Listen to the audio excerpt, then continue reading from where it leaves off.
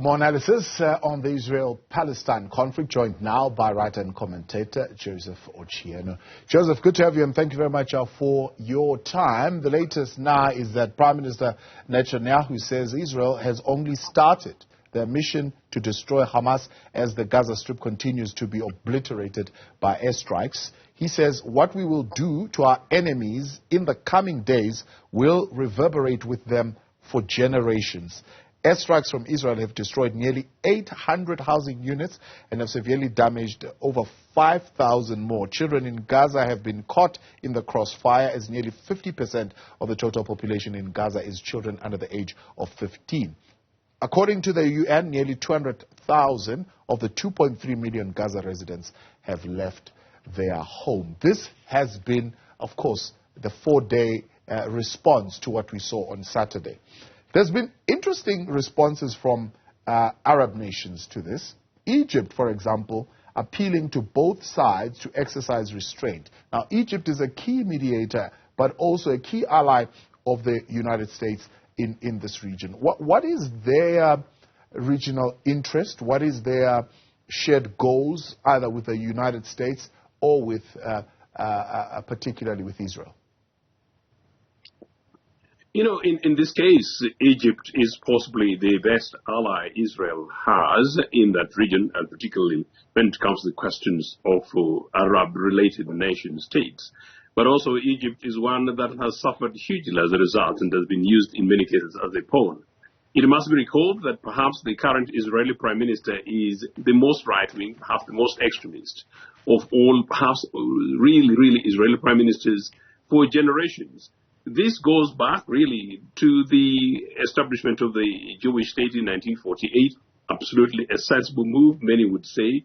And then perhaps the worst of it is the breakup of the 1967 Arab-Israeli war, when and where Israel occupied what we now call Gaza, the West Bank, and actually annexed Golan Heights in Syria. Then really today's situations have escalated, and every other time Israel has sought to expand its territorial, if you like, authority over disputed Palestinian land. And in many cases, Israel has done that, publicly and using bulldozers in open spaces, and in many cases backed by powerful global powers, mainly the United States of America and their allies, in this case, normally Australia or Canada, and particularly the United Kingdom. Extraordinary stuff, considering that the fact that both Palestinians and Israelis are people, if you talk about identities, these are people from the homeland, if you look at the biblical times, and so they're really brethren.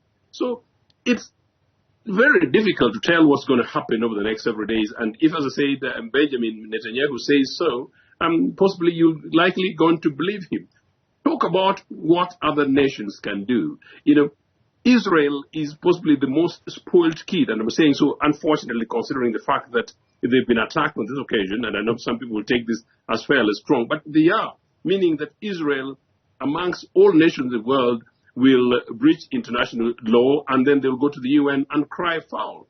Whatever has been done in that country is completely unacceptable. But on the other hand, what do you expect the Palestinians to do on this occasion? Hamas, as it happens, their political party, won elections in the Gaza Strip in 2005, and Israel made sure that it was impossible for them to govern.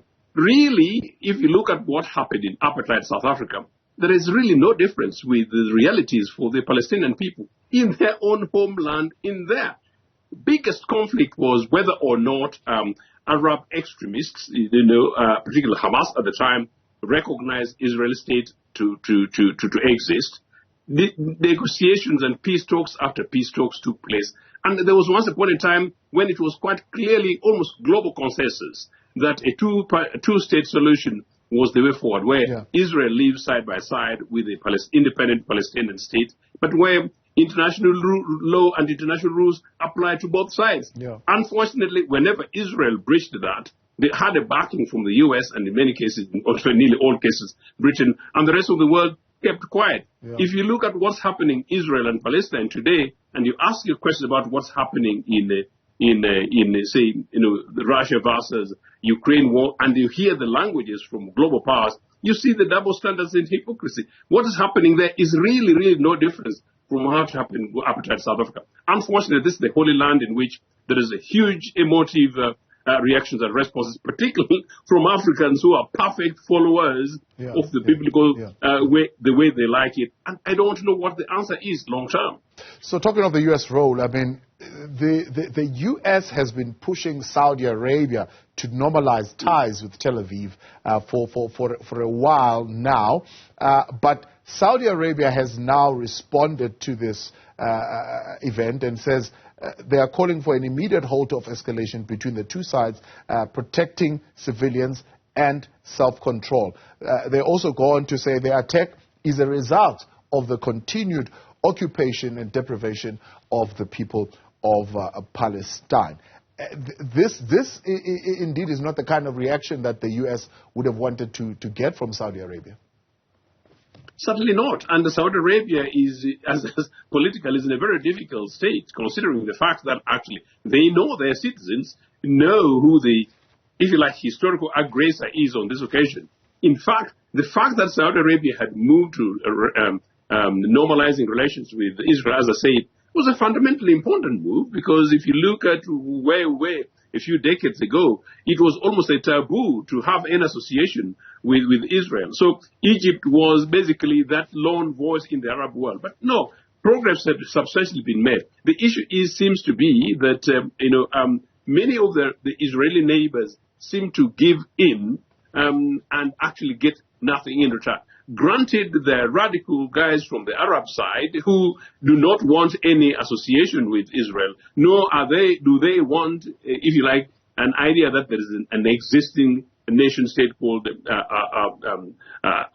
Israel as an independent nation state. But likewise, you can actually see, including your television, maybe including Netanyahu, they really don't believe that they should have neighbors called Palestinians. And you ask, where should these people go? As I said, there was once upon a time a country called Palestine, and there was once upon a time no country called Israel, except when you go into the biblical times. I don't want to make it complicated. The fact is that both countries are realities, and if you look through historical perspectives to this particular biblical, the realities are there. But no, they need to be countries, of course, with a different kind of values, both religious and otherwise, but they need to be able to lead side by side with each other.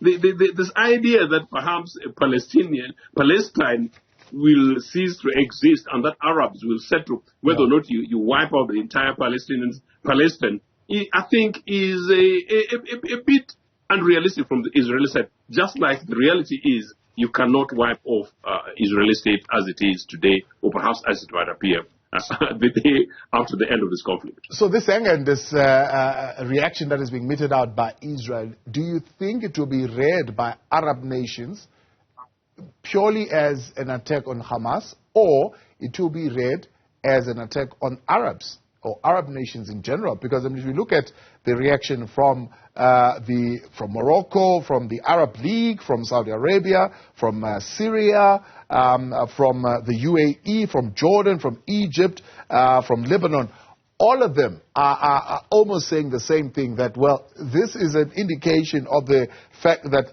the repeated clashes demonstrate that the long stagnation of the peace process is unsustainable, and therefore we need this two-state solution.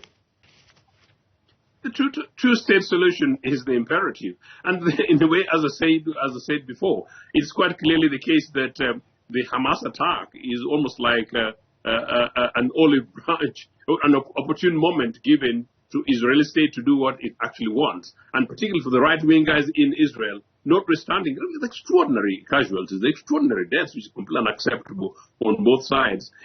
If you take the view historically from, particularly from 1967, every time there is an attempt for a peace process, it is actually stalled. Don't forget, there was once upon a time an Israeli Prime Minister, Yitzhak Rabin Shamir, who was assassinated by an Israeli extremist. Now, this was an Israeli army general, possibly one of the most respected in Israel, becomes a prime minister and seeks to extend an olive branch to Palestine, recognizing the imperativeness of Israel and Palestine and to live, on a basis of a two-state, was assassinated.